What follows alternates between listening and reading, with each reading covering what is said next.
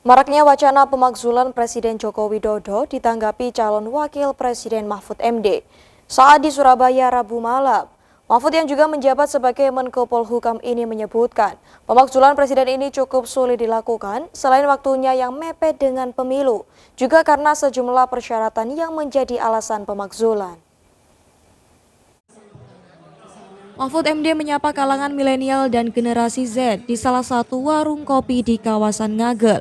Saat disinggung terkait adanya wacana pemakzulan Presiden Joko Widodo, menurutnya wacana pemakzulan Presiden Jokowi ini cukup sulit dilakukan saat ini.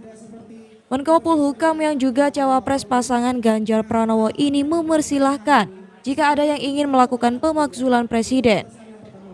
Namun, Mahfud menjelaskan, pemakzulan ini sulit dilakukan karena ada alasan persyaratan Presiden bisa dimakzulkan.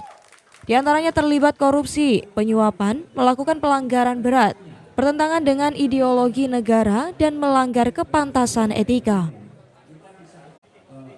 Silakan aja kalau ada yang melakukan itu, tetapi berdasar Undang-Undang Dasar untuk memakzulkan Presiden itu, ya syaratnya 5. 1, Presiden terlibat korupsi, terlibat penyuapan, melakukan penganiayaan berat atau kejahatan berat, misalnya membunuh atau apa dan sebagainya. Lalu yang keempat, melanggar ideologi negara.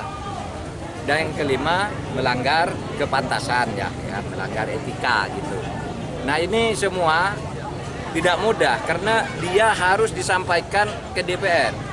DPR yang menuduh itu mendakwa, melakukan impeach itu namanya, impeach itu pendakwaan, itu harus dilakukan oleh minimal sepertiga anggota DPR, dari 575 sepertiga berapa. Dari sepertiga ini harus 2/3 hadir dalam sidang. Mahfud menambahkan, tak hanya terkait persyaratan pemakzulan, namun pemakzulan ini membutuhkan proses yang lama, sedangkan saat ini sudah mendekati pemilu.